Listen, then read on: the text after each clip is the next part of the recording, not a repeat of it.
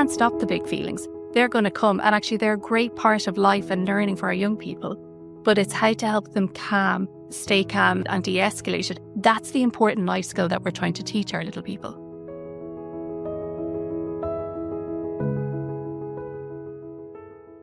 Hello and welcome to another episode of the HSE Talking Health and Wellbeing podcast. My name is Fergal Fox, and today we're speaking with some colleagues from a primary care, Sláinte Care funded initiative called the Lacéla Project in South Dublin. Our guests today are Melissa Vindigni, Senior Occupational Therapist, Muireann Treacy, Clinical Psychologist, and Rosemary Kavanagh, Speech and Language Therapist. These guys are working with parents and young people on an ongoing basis. We're going to be talking about little people, big feelings.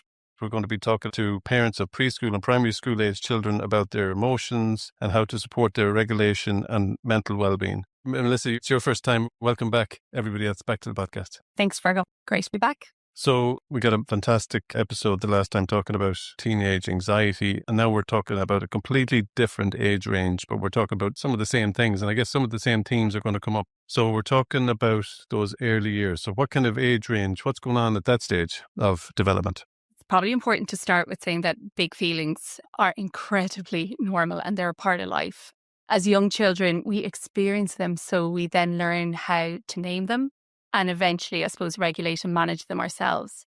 When we're thinking about emotions from a developmental perspective, if we start with that infancy, so we start with that newborn baby, they cry when they need something, the parent then responds, they react to safety, voices, touch, smell.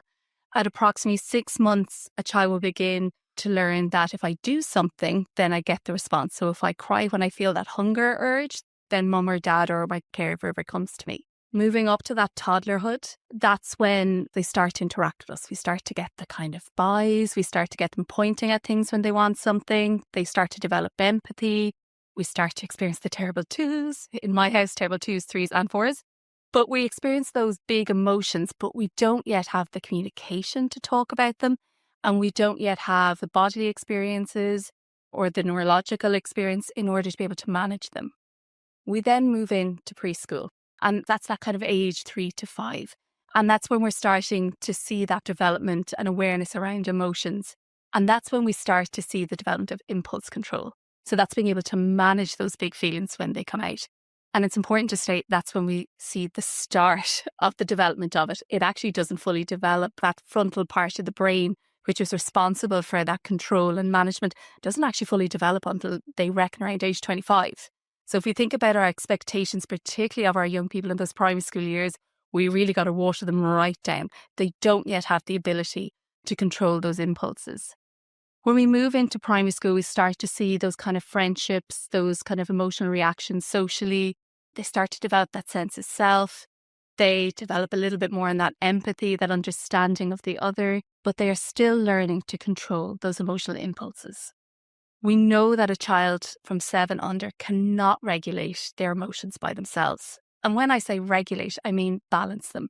And that balancing that's very different, and I'm sure Melissa will talk about that for every child. But they can't do that on their own. And that's where we talk about co-regulation. That's why we call them big feelings. Yeah. Because they look bigger than... Yeah. Like, oh my God, I'm upset, or oh my God, I'm so sad, the world is ending. And it comes from 0 to 100 super quick. Because they don't have that impulse control, they're working right back there in the back of the brain in that real emotional centre. And it comes out so quick because that emotion control that we have in our early teens or as adults isn't quite there. So it's that kind of volcano that erupts super quick. Where you're in the supermarket and you suddenly turn around because you said no to a toy or to something on the shelf and they're having a complete, breakdown on the floor. That's all normal because they don't have the ability to manage, control, to do any of those things. They need us to help them do that. And the key message of all what you said there is this is normal. This is normal. It's going to be a ride. Yeah, absolutely. It's outbursts, and the phrase is throwing your toys out of the pram. Yeah. So what's the parent going through then? Early years, I think of a new parent or maybe even an experienced parent. No matter how much experience you have, you're going through those early years, you're going to be faced with, bang, there's a change of emotion here. Am I going to get sucked into it? Well, we can get sucked into it. When we talk about co-regulation, we talk about managing our emotions, so therefore we can model and support them in managing theirs. So the key phrase from our talk today is when our calm meets their storm. That's when co-regulation happens. We can't stop young people from feeling their feelings. And in fact, they should feel them because experiencing their feelings helps them understand and name them. So we can't stop the big feelings, but what we can do is we can help them calm, and we can make an environment or a situation where they feel comfortable and safe expressing them. So then over time they can learn what they are and how to regulate themselves. That's a long process, isn't it? And I think understanding other things about their development as well, all the development that's happening in those preschool and early primary school years. So from my own perspective in terms of communication development, so language is a developmental skill, obviously. So they're maybe saying their first words between 12 and 18 months, and it's sort of flowing thereafter if everything is going well with communication development.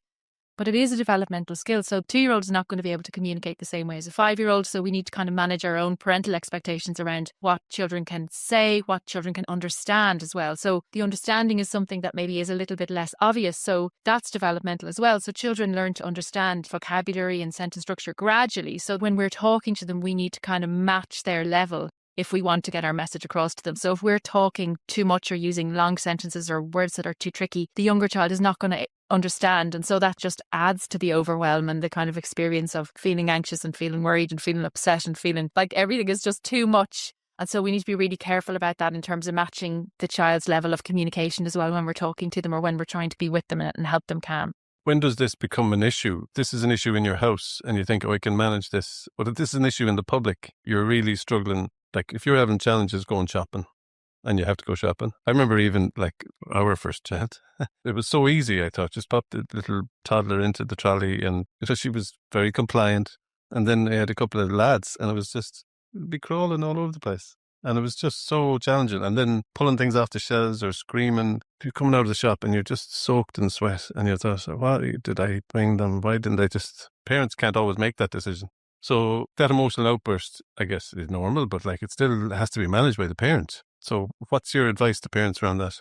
It starts with the self. It's managing yourself, so therefore you can manage the other. And I think you touched on something quite interesting there, Fergal, around kind of those gender differences. There are some gender differences and not only gender differences, but individual differences in what young people seek and what they need.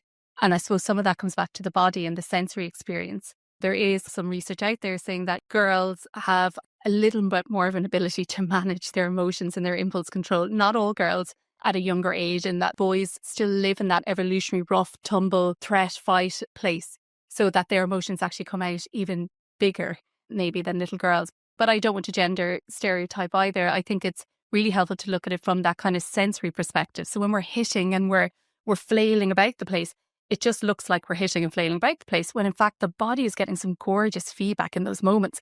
When you see a toddler on the ground and they're hitting the ground and they're screaming, they're getting so much gorgeous sensory feedback. Or when they're crying and you come in as a parent with that big bear hug, that can feel really, really great, can't it, Melissa? Yeah, and I think there's that body piece, right? When your body is calm, it's easier to do everything. And that's really linked in with your emotions. So I was just thinking, think of like a play center. Fergal, you were talking about the environment. Say you're going to go when school's in, so it's like 8 o'clock in the morning, no one's up yet. And you're able to sit there and you're watching your child play and it's nice and quiet and you're enjoying the experience, your child going down the slide safely, walking around in the ball pool. Now it is noon and it is packed in there, right? And the kids are like throwing the balls around. There's children crying, children screaming, children running past you. Your child gets pushed in the action. That environment is totally changing how your body feels, your child's response to what's going on, and your body's response. That's just an important thing to say too. When your body is calm again, the way you're reacting is different as well. For a parent and the child. Oh, yeah. And again, it's that two-piece, right? It's much easier, Muireann was saying, when your calm meets their storm, or when you're both calm, it's easy, right? That nice, quiet play center. And that loud play center, there's two storms. And so both of your bodies are feeling really intense feelings. We spoke about that when we were talking about the teenagers, because that it was a journey for the parent as well as the child. And the examples that you're given there, it's the same thing for that early childhood piece. The parent's own emotional state is a factor, and we don't usually consider that. We're looking at, oh, my child had an outburst.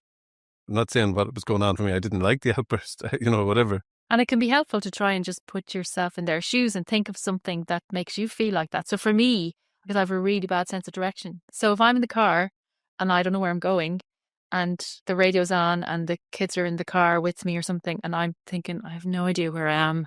I couldn't take a guess about whether going left or right. So I have to turn off the radio. I have to tell everyone to stop talking. That's a situation that's making me feel uncomfortable in my body, and I can't focus on driving the car unless all the other kind of stimuli are gone.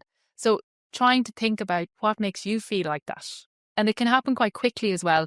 And for little people, who are developing all of these skills and have, limited communication, etc., it can happen even faster. And so that's why you see in the supermarket, now they're suddenly flailing around on the ground. It looks like it's happened really fast, but it might have been building up for, a little while. Yeah, it's normal. And as you were saying, Muireann, they might be actually regulating if they're banging the floor. Like a tantrum, I never thought a tantrum was a regulation exercise, but the way you're describing it is actually, I'm getting something out of this. Have you ever felt so frustrated that when you let out a big scream or roar and then afterwards your body just goes, that felt really great? And that can be the same for our little people, that actually, because they don't have those communication skills yet or the ability to manage the emotion, they'll show us sometimes before they'll be able to tell us. And I think the big thing is everyone's body is so different. I was talking about that play center at noon. You were thinking, whoa, you can see it and it can be stressful. But for some kids, those bright lights, that noise is actually regulating. They feel great. They're able to play their best. So I think that is the big thing. And that's the tricky bit, isn't it? I think for parents, it's like you have to be the detective. It could be different day to day or different situations. You mentioned that last time. It's about just taking a step back and trying to be a detective. What worked before in different environments? What I seem to hear as a key word is co-regulation. So it's the parent and the child. You're tied invisibly emotionally, and you don't want the child to be having these outbursts or whatever, but like, it's going to happen. Let's just get used to it. Like it's, they're going to be very sad. They're going to be very, very happy. They're going to be very upset. And you need to take a breath, or you need to find yourself before you go in. Yeah. Our kids cannot regulate themselves, particularly in those primary school years and particularly the under sevens, without the other. So they are directly impacted by us, how we're reacting. So one of the most, I suppose, valuable things for me as a parent that I've learned is that I can model. I don't do it the whole time, but if I can press the pause button and model calm and model regulation for my young person and not get pulled into that storm that I'm sure has been created all around us, that's the most helpful thing in that situation. Again, it's going back to that piece. We can't stop the big feelings. They're going to come. And actually, they're a great part of life and learning for our young people. But it's how to help them stay calm and de-escalated. That's the important life skill that we're trying to teach our little people. And what do we want in terms of their emotional awareness or awareness of their emotions? Do you say to the child, oh, it's sad because we have to leave the softball play centre? I know you're sad. They're bawling crying because they have to leave there.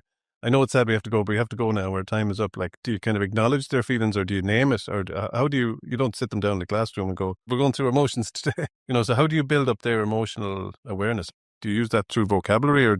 Yeah, and I think for this age group, so visuals are a really important thing to think about. So as well as having the little chats and the conversation and keeping your language really nice and simple, remember you're trying to match the level that they're at in terms of their own communication skills. And a side point, I suppose, that, lots of children are entering school with delays in terms of their development of communication. So they're, maybe even a little bit further behind in terms of how you might talk with them about their emotions. So we need to really think about that. But using pictures, using videos, showing them, I think you mentioned someone, has a picture depicting lots of emotions. So having visual aids to help you through these conversations can be really helpful. Looking at pictures on the phone, watching movies like Inside Out, where there's a really vivid depictions of kind of the emotions and what they feel like in the young person's body. So those can be really helpful kind of catalyst for having the conversations, I suppose.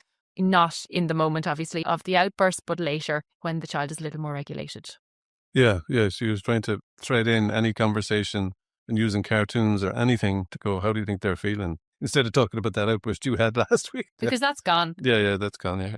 Yeah, but also, Fergal, you were talking about when they're having that outburst, just being with, and you were saying they're angry. Yeah, name it. You're angry. A little flashback comes to me of my niece, and she's 4. And she was really upset because I was sitting it was a chair in the house. And she was like, get out of my mother's chair. And I was thinking in my head, well, this is everyone's chair. I'm in my mom's house. This is grandma's house. And get out of that chair. And I wanted to laugh because her little finger was coming in, but that wasn't what she was feeling. And if I laughed, I would have sent her over. And instead, it took a lot. I took a little deep breath and I said, you're very angry right now because I'm sitting in, the chair, but I'm not moving. This is everyone's chair. And so she stormed off. And then she took a little break and she came back to me and then she started talking about something else. So like those little emotions, they switch so fast. And the fact that I was just with her and named it for her, that was enough for her. And that was okay. And then she came back. She's like, "Do you want to play a game?" And I said, okay. Is the rest of your afternoon taken care of? Yeah. And those big emotions, when they hit you, we were talking about how your body reacts. Your body does react. I think, my muscles got tight. Isn't that amazing? Like, like you're right. But I didn't even think of it that way. Like, even when a child throws their emotion at you, like, ugh, you're very much invited to react. Your body wants to react. Back to that primal stress, your emotional expression. Take a moment. I loved, though, Melissa, in that story, how you allowed her to repair. You allowed her, she had the big feeling, she went away, she did whatever she came back, said, "Hey, let's play a game." And you might still be feeling it, but you're like, "Yeah, let's play the game." So I can have these big feelings and I can repair the relationship or the connection if it was lost in that moment of my big feeling. Yeah, and I think you have to also say in your head, she's little, she's 4. She doesn't mean she's going in and out. It took a lot. And even like a deep breath, I had a little chuckle to myself when she left the room. And if it was a bigger emotion, how does my body feel? We talked a lot about pausing, take a step back. What works for you? For me, deep breathing really works. And like I go back to the senses, like what do I need to do to get my body to feel calm? For me, it's always a long, deep breath or like classical music. But for someone else, that might not work at all. So it's about tuning in to what makes your body feel good to help you to calm, to help you to deal with those big emotions because they're big. And then what might help you to be calm could be totally different for your child. And sometimes there's a mix match of what makes you feel calm that could be different than what makes your child feel calm. So in that case, like Rosemary, you sort of talked about that. It's about just regulating yourself first so it's safe. You don't want to crash your car when you're driving. You need to make sure, your body feels good. And then you can help your child.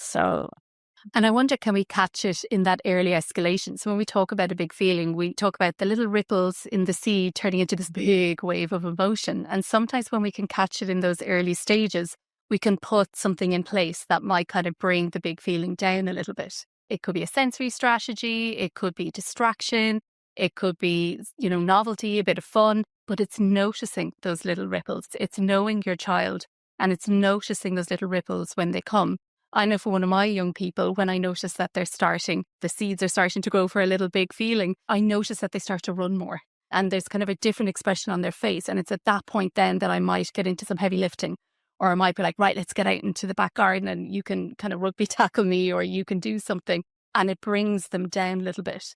Because sometimes I think we only notice it when the feeling's gone past that at the top of that escalation curve. So if we think about a bell curve, and at that point, that's where we need to just let it be and let it come down. Because intervening at that point, we've almost kind of lost it, have we? It's either at the start or at the end that we need to put in some of those supports. Or even before. So I'm thinking about, little people, big feelings, and maybe sometimes going to like a new place or something unknown can really kind of cause a big feeling. So they don't know what to expect. They don't know how long this is going to take. They don't know when they're going to get to go home. They're not sure what's expected of them in this new place. So maybe they're going to like a different swimming pool or something. Okay. So you can prepare by showing them pictures of it before you go. This is what it looks like. This is the changing room. Actually, lots of swimming pools now have lovely visual schedules on their websites that show the different areas of the pool. And I'm picking the swimming pool because that can be a bit of a sensory overloading experience. It's noisy, there's the water, etc.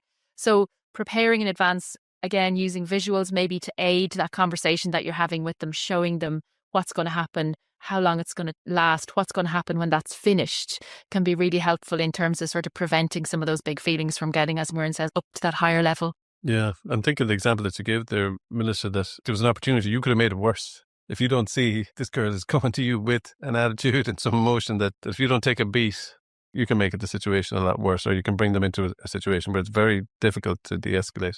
I'm reminded of the model that you brought to the episode that we spoke about teenagers and anxiety. We were talking about your reaction as a parent to the child's issue or what the child is coming up with. And you mentioned the concept of meeting their storm with your calm. Can you bring us into that again, how it applies to these early years as well?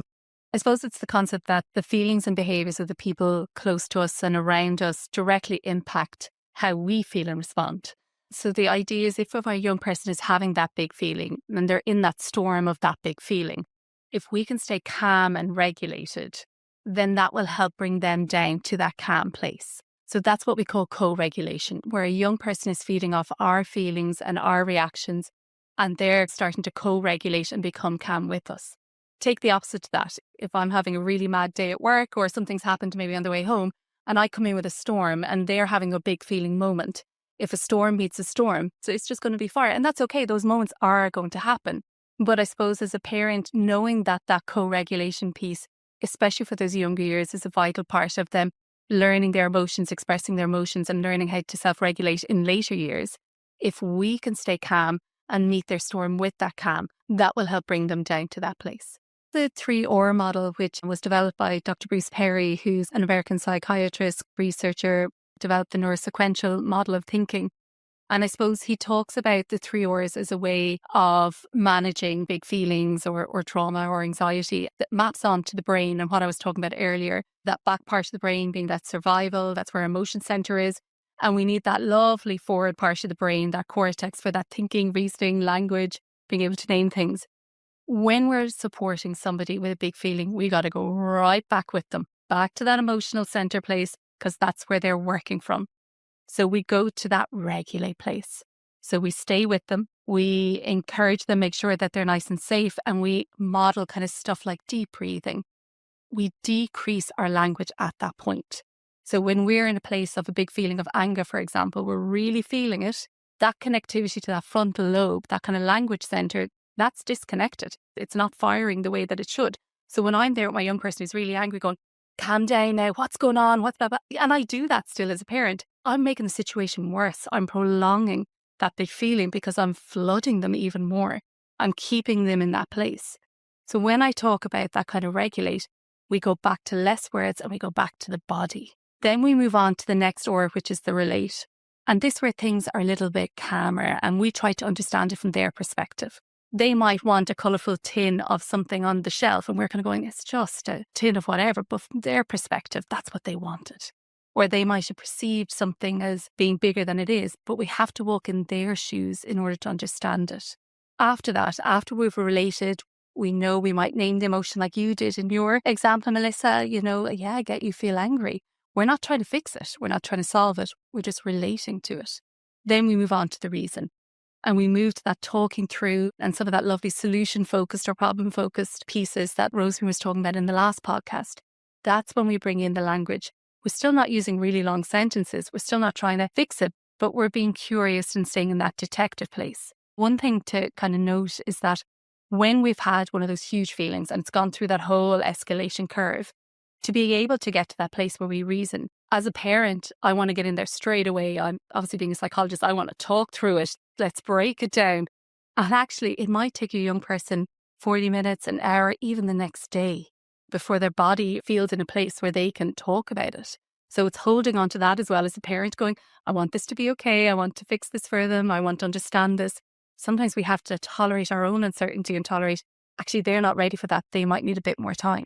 Yeah, that time and stepping back, that's a big challenge. You're asking the parent to regulate and you're asking them to be rational about the child's need for regulation. As you said, the temptation is to zip in and say, look, I've seen this before. This is the problem. You need to do X. Find your own chair. Take lots of deep breaths. Meanwhile, if you're modelling it, it's different to going, now to breathe in. Like you're kind of modelling it, showing them rather than telling them to do it. Yeah. So what kind of things are happening for children at these ages? They're in the home, they may be going to preschool, they may have the challenge of the transition to primary school. Are these going to evoke emotions or this is part of the grown-up journey? Yeah, the first thing that comes to my mind is preschool or primary school. There's so many demands. Sit in your chair, wait in your chair, line up, eat your lunch. And I mean, you're eating your lunch in 5 minutes. It's boom, boom, boom. They have to meet that. All those expectations in school. So their little bodies, they hold it, they hold it, they hold it. And then what you might see is they come out of school and they're losing it because they've held it in all day. They haven't had a little break to reset their bodies. And so that can be something that can affect you. The parents talk about, my child's so good in school, but at home, because they feel secure with you. They've been holding it together. So that's where we talk about those little sensory breaks, little movement breaks, what works for their body to help them to be calm, because that's that little bit where they're resetting, isn't it? So it's not building. You get to reset. So whether it be squeezing a little squeezy ball, right now, all the schools, they do the little go noodle. They're dancing, following little dance moves on the screen, little mindfulness video, deep breathing, running. But again, remember, everyone's body is different, and what works maybe for me might not work for you. So that's a bit about being a detective. And you're right, they sometimes hold it in school and they then have the big meltdown when they come home where they feel securest and safest. I can show you the worst side of myself and you're not going to judge me. And that's the place where home is.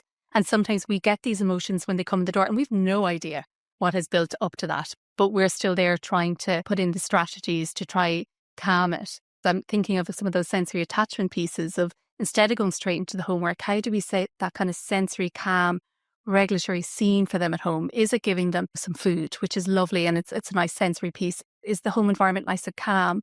Can they take kind of a breather for a few moments? Do they need to go out and play? And actually sitting in that chair all day is just too much for my body, my mind, and I need to go out and just run. The way you're describing it, Melissa, we don't often consider it's a bit of a straitjacket that we're putting the child into preschool. Like you have to sit down. I'm thinking, yeah, of course you have to sit down. We expect these adult society things just to land with a baby or a child or a toddler. In primary school, they can be a bit, you're expected to pay attention, you're expected to take up a pencil and get to work. The expectations maybe are a bit, we need to be a bit reasonable about it. As you said earlier on, put yourself where the child is, the development stage. Yeah. And I suppose there's a lot of pressures as well on teachers. There's a lot to get done in school. But I think in general, schools are way better now at understanding and putting these strategies in place in the classroom. Oh, yeah, they're great. It's that teamwork bit too, because as a parent, you're not in the school.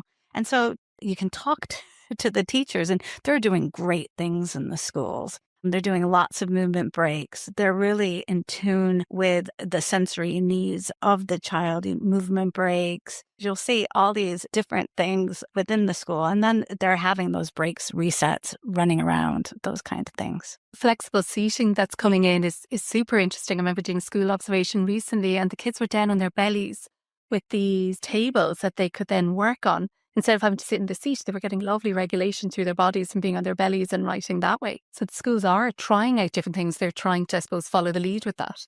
We were talking about sensory engagement for the teenagers. I see it nearly easier for the young children because there seems to be more materials made and more allowances made for those early years. We don't make sensory items for teenagers that much, or it's not that popular a concept as far as I can see, but it's nearly like we push them on the preschoolers and the primary school children. You're going to need these nice things, or it's nearly like my blankie version of whatever. You need some version of that as you're kind of going through those early years. Yeah, well, play tends to be really sensory. Think about digging in the sand, or even going to the beach, playing in the mud, jumping on the trampoline. Yeah, if you think about it, we're all sensory beings, and little children, that's what their body needs. And, usually a sensory activity, it should always be fun because your body needs that input so it can process, so you can have a calm body, so it's easier to do things. And play is fun for kids. That's what kids do. It's all through play. Yeah, so that kind of reminds me, the tip, Muireann, is watching the emotions and engaging with some of those things like play, like physical, that's going to regulate or de-escalate, depending on where you're at. That co-regulation and that thinking about what's your support system. I'm talking about the teenager, you're talking about the support system that might be your partner, or might be your mother, or your family members, or your community. But your support system might be physical things in the house for these babies or for these young children. It could be a range of different things. I guess that's why story time is nearly like a regulation exercise, isn't it? Absolutely. But if you think about story time, you're normally cuddled up beside the young person. There's that proximity, the tone of your voice, all of that is kind of coming into play. It tends to be a very nurturing, cuddly time, and you're regulated during that time, and therefore your young person is regulated.